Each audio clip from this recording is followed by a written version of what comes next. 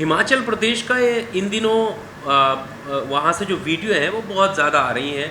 एक भीड़ है जो उग्र हो रही है और हिमाचल के अलग अलग शहरों में और अवैध मस्जिद बताकर विरोध प्रदर्शन चल रहा है। कांग्रेस की सरकार है, किस तरह से आप इसको देखते हैं? ये देखिए, ये जो सिलसिला शुरू हो गया है कि मस्जिदों पे जाके क्लेम करना कि हमारे मंदिर हैं, पुराने मंदिर हैं, या ये कि वो इसको तोड़ा जाए या इसको अजान की आवाज़ से हमको नुकसान, ये सब अचानक क्यों हो रहे हैं? यहाँ तो मुसलमान हज़ार साल से रहते हैं, इसमें मस्जिदें भी यहाँ मौजूद हैं। लेकिन ज़ाहिर है कि एक पार्टी सत्ता में रहने के लिए वो हिंदू मुस्लिम मसला खड़ा करना चाहती है, ये तो मानते हैं। लेकिन जहाँ तक हिमाचल प्रदेश का ताल्लुक़ है, हिमाचल प्रदेश में तो कांग्रेस की सरकार है ना। कांग्रेस सरकार रोकती क्यों नहीं है इसको? अगर कोई भीड़ जाके किसी मंदिर को तोड़ने जाएगी तो सरकार खामोश रहेगी क्या?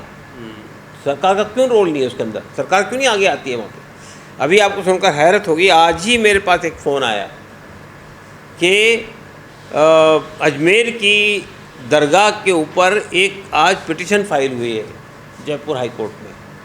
किस बात को कि लेकर? ये महादेव का मंदिर है, ये हमको दिया जाए। अब आप सोचिए, अजमेर की दरगाह कितने साल पुरानी है, हिंदू मुस्लिम सब वहाँ जाते हैं, जो भी अक़ीदत है उनके साथ में।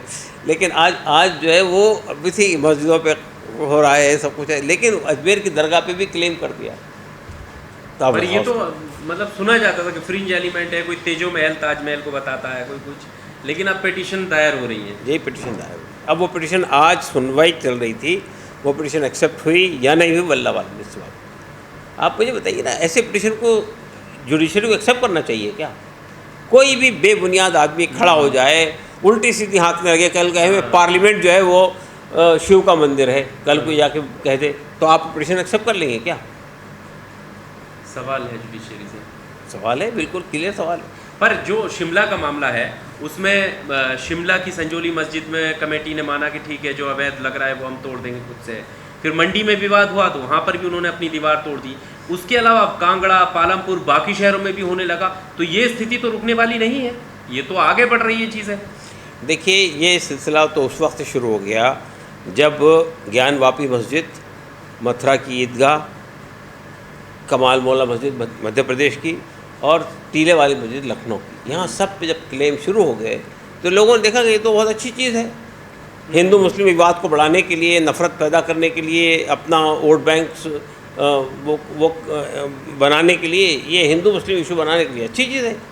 आप चीज़ों को जाइए, तोड़िए। वहाँ कुछ दिन पहले महाराष्ट्र के अंदर एक मस्जिद में जाके लोगों ने कुरान शरीफ जला दिए और वहाँ धांधली की जाके पूरी।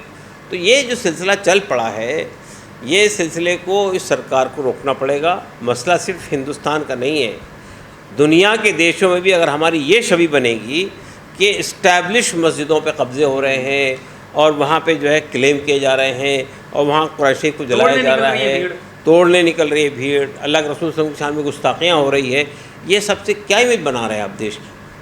आप ये इमेज बना रहे हैं कि ये देश जो सदियों से हिंदू मुस्लिम एकता का एक बहुत बड़ा वो रहा है, शीर्षक रहा है, उसके अंदर ये सब हरकतें शुरू हो गई।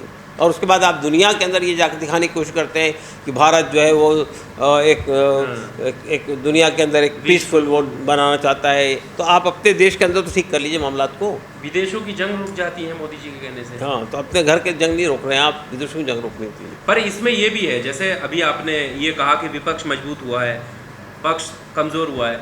मुस्लिमों के लिए स्थिति क्या बदलाव हुई है? मुस्लिमों के घरों पर बुलडोज़र पहले भी चलता था, आज भी चल रहा है, और मुझे लगता है कि जो घटनाएं हैं वो 4 जून के बाद बढ़ी हैं तेज़ी से। तो क्या बदलाव हुआ? देखिए, विपक्ष अगर ये समझता है कि मुसलमानों का वोट टिकट फॉर ग्रांटेड है, वो तो मिलना ही मिलना है हमारे को, तो ये खाम ख्याली से निकल आना चाहिए। मिल तो रहा है लेकिन। हाँ, ठीक है ना, एक लिमिट होती है हर चीज़ की, एक लिमिट होती है हर चीज़ की। तो अगर विपक्ष समझता है कि बीजेपी जितना मुसलमानों के खिलाफ आवाज़ उठाएगी उतना ही हमारा वोट मजबूत होगा, ये ख्याल से बाहर आना चाहिए। अगर विपक्ष मुस्लिम इश्यूज़ के ऊपर में, माइनॉरिटीज़ के इश्यूज़ के ऊपर में, दूसरे समुदाय के इशूज़ पे आवाज़ नहीं उठाएगा तो उसको बिलाखिर लोग छोड़ देंगे। भाई आपको देकर भी वही हो रहा है तो बीजेपी से डायरेक्ट बात की जाए। मेरा कहना सिर्फ ये है असल में कि विपक्ष को अपने रवैये पर सोचना चाहिए। अगर यही रवैया कंटिन्यू रहा तो उसका वोट भी खिसक जाएगा। पर जैसे हमने देखा पहले कभी कोई मुसलमान को अभद्र भाषा बोलता था, लेकिन अब मस्जिद, पैगंबर इस्लाम, मतलब स्थिति जो है वो और आगे बढ़ रही है। जी जी बिल्कुल, इसलिए आगे बढ़ रही है कि सरकार कोई एक्शन नहीं ले रही है। इसलिए आगे बढ़ रही है कि सरकार उन लोगों के खिलाफ कोई कार्रवाई नहीं कर रही है जो कभी गाय लिंच के नाम पर लिंचिंग करते हैं, कभी जो है वो लव जिहाद के नाम पर लिंचिंग करते हैं, कभी बेबुनियाद तरीक़े से लिंचिंग करते हैं, उस पर कोई एक्शन नहीं होता है। जब सरकार जो है कोई आदमी प्रोटेस्ट करता है, उसके घर जाकर तोड़ देती है, उस पर कोई एक्शन नहीं होता है। जब लोगों को दिन दहाड़े कोर्ट के अहाते में जाते हुए कत्ल कर दिया जाता है पुलिस की मौजूदगी में, उस पर कोई एक्शन नहीं होता है, कोई कार्रवाई नहीं होती है। तो जाहिर बात है कि जो ऐसे एलिमेंट हैं उनके हौसले बढ़ जाएंगे। मुस्लिम कम्युनिटी को क्या सोचना चाहिए, क्या समझना चाहिए, अपनी मौजूदगी, अपनी जो स्थिति है उसको मजबूत करने के लिए क्या करना चाहिए? देखिए, मुस्लिम कम्युनिटी को एक बात तो ये किसी एक किस्म के डर और खौफ में नहीं आना चाहिए। कैसे न डरे, घर टूट रहा है। नहीं वो ठीक है, नहीं वो ठीक है, इसके बावजूद भी देखिए आप डेमोक्रेसी के अंदर क्या करेंगे?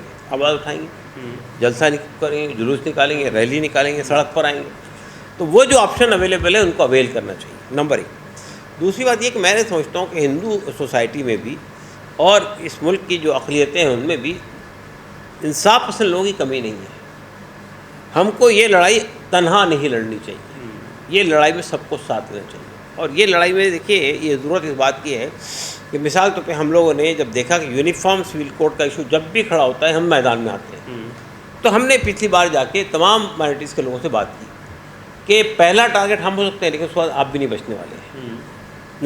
नतीजा क्या हुआ? सिख, ईसाई, बुद्धिस्ट, ट्राइबल सब साथ में आए और हमने कॉमन तरीके से यूनिफॉर्म सिविल कोड का विरोध किया।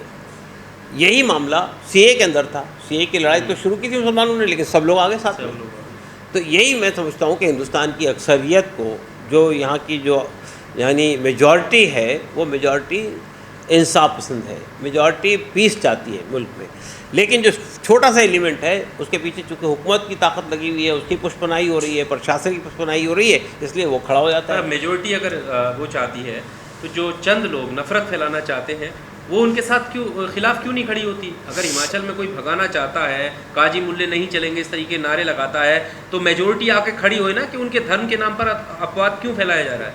देखिए, आम तौर पे किसी भी मुल्क के अंदर एक बड़ी मेजॉरिटी जो होती है जो गलत समझती है किसी चीज़ को, तब वो साइलेंट रहती है, आवाज़ नहीं उठाती। लेकिन कोई इनिशिएटिव लिया जाए तो फिर लोग धीरे धीरे साथ में आ जाते हैं।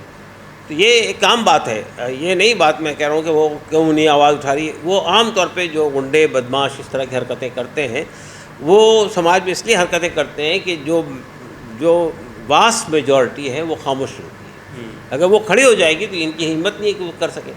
तो असल में उन्हीं के ज़मीर को आवाज़ देना है, उन्हीं के कॉन्शियस को आवाज़ देना है कि अब आप खड़े होइए। नहीं खड़े होंगे तो आज इन पे है, कल आप पर होगा।